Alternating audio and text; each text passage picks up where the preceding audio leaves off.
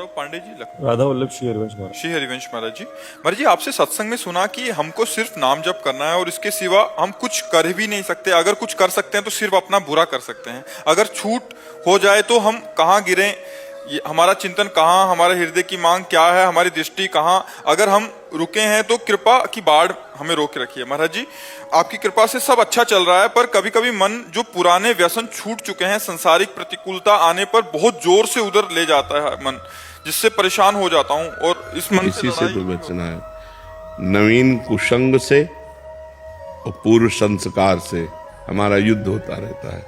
जैसे नवीन कोई हमने दृश्य देखा, कोई बात सुनी, कोई भोग सानिध्य हुआ तो भोगने की इच्छा हुई, नवीन कामना, भोगे हुए भोगों की तृष्णा, यही से तो युद्ध होना है। वो भोगा था, अच्छा लगा था, ये मन चिंतन करवा करके उधर ले जाना चाहता है। उसी समय ना, अब नहीं, अब लो निशान। यद्यप बहुत बुरा लगेगा, मन को बहुत बुरा लगेगा, वो आपको जलाएगा और उस जलन को सह जाना ही अध्यात्म है।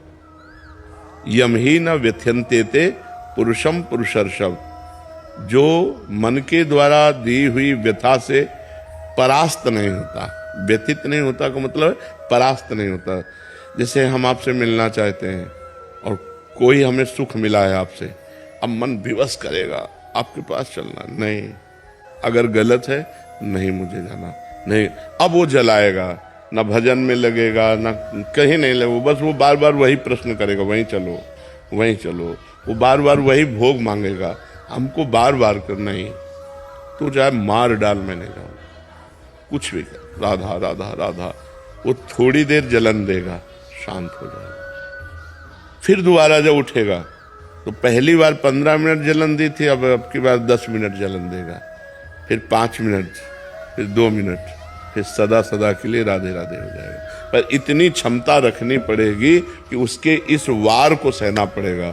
उसका स्वभाव है प्रमथन, मन को मत डालना, एकदम व्याकुल, यार सब बाद में देखेंगे, पहले ये खा लेते हैं, पहले ये भोग लेते हैं, पहले ये पी लेते हैं, पहले ये देख लेते हैं। उसका ऐसा स्वभाव है। मन के स्वभाव को सह जाना यही साधुता है। सहत सहत बाढ़े भगति गृह तन गुरु हितगार। जब ना सहन हो तो रो पड़ो, भगवान को साक्षी करके, हे नाथ आप देख लो हमारी दुर्दशा होने के लिए ये क्या मन कर रहा, प्रभु आप संभालो, मुझे सामर्थ्य दो प्रभु। उस समय प्रभु को पुकारे, उस समय नाम कीर्तन करने लगे, उस समय सत्संग सुनने लगे, उस समय किसी साधक से बातचीत करने लगे। एकांत में तो फिर टिक पाना बड़ा मुश्किल है। जब हमारा मन किसी विषय पर अरज गया हो और हम एकांत में तुम्हारा बार बार तुम्हें परास्त करेगा, उस समय हमको खोजना है कि किस विषय से शांत होगा। कोई शास्त्र स्वाध्याय, कोई सत्संग सुनना, किसी साधक के पास बैठ जाना, कुछ नहीं है तो जोर जोर से भगवान को पुकारना, राधा राधा किशोरी जू, हे लाल जू, हे प्रभु मुझे बचाओ, मेरा मन ऐसे। क्योंकि इसको सहना बहुत कठिन है। बातें बना लेना, उपदेश दे लेना, उपदेश सुन लेना सब सरल है, लेकिन जब ये हठीला मन किसी विषय पर हट कर लेता है कि मुझे ये चाहिए, मुझे ये भोगना है, फिर बड़ा मुश्किल हो। फिर तो मतलब घबराहट पैदा कर देगा, भारी जलन पैदा कर देगा, व्यथा पैदा कर देगा, कहीं लगेगा नहीं तो आपको भी बुद्धि सलाह देगी, अरे कर लो, आज के बाद कभी नहीं करेंगे, पर आज कर देंगे, शांत तो हो जाएगा मन, बस मर गए, अब फंसा लिया। फिर शांति जब होगी ना तो कहेगा कि नहीं करूंगा, पर पुनः जब संकल्प भरेगा तो तुम लड़ नहीं पाओगे, तुरंत वही करना पड़ेगा।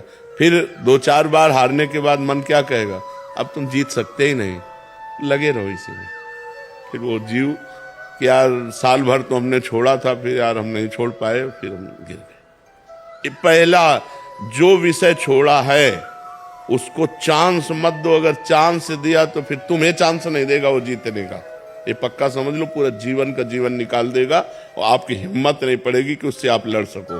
और एक बार लड़ना सीख गए, एक बार परास्त कर दिया तो आपके अंदर आनंद उठेगा कि यार वो बात से हम बच गए, वो बात से हम बच गए। तो आप हर बात जो बुरी है उसको आप परास्त कर देंगे। ये अध्यात्म की बात है।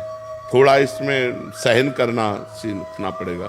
तितिक्षु भगवान आज्ञा करते हैं, मात्रा स्पर्शास्तु कौन्ते शीतोष्ण सुख दुखदा।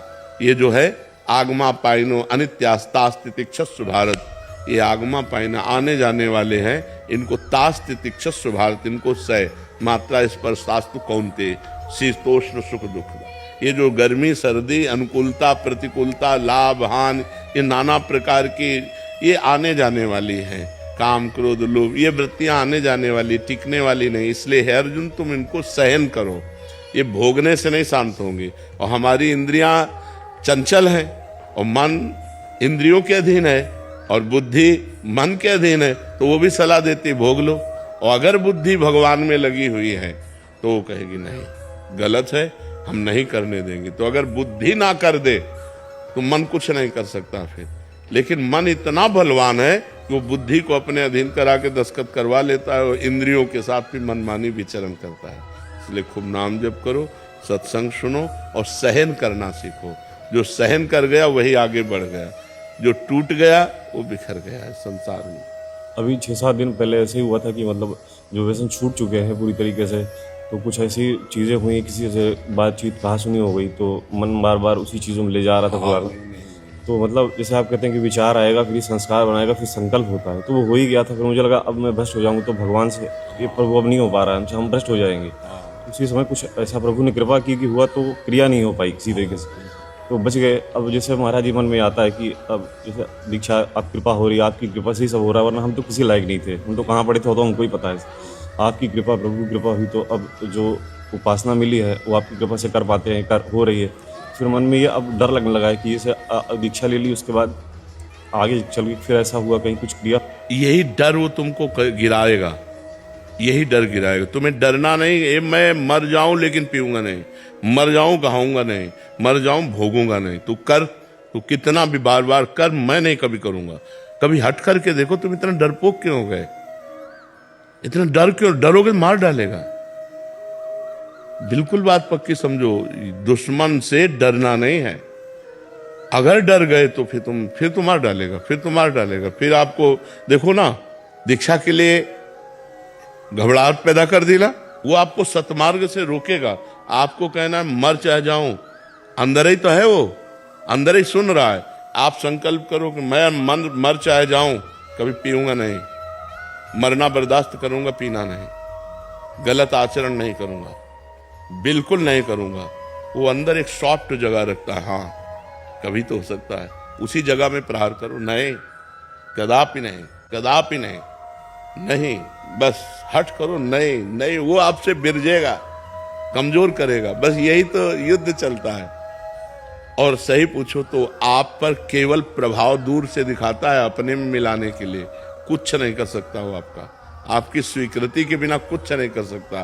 वो आपको डरा के धमका के सुख का प्रलोभन दे करके, निश्चिंतता का प्रलोभन, आराम का प्रलोभन देकर वो फंसा देता है। आप दस्तखत कर दे, चलो यार बद मर गए, नहीं बच गए। अब ये नाम जप करो, इसी यही कला आ जाएगी, आध्यात्मिक की कला आ जाएगी। आप चिंता न करो, फिर भगवान सबके रक्षक है। पर जो गलती छोड़ी अबलो नसानी अब नान से, उसे पुनः मत करो, नहीं तो बार बार फिर ये भ्रष्ट करता रहेगा। और एक बार आपके मन में आ जाएगा कि मैं नहीं चल पाऊंगा, अध्यात्म में मैं नहीं चल पाऊंगा, मैं योग्य नहीं हूँ। अब जो होगा सो होगा। अब तो हम ऐसे मार देता है भगवान के आश्रित।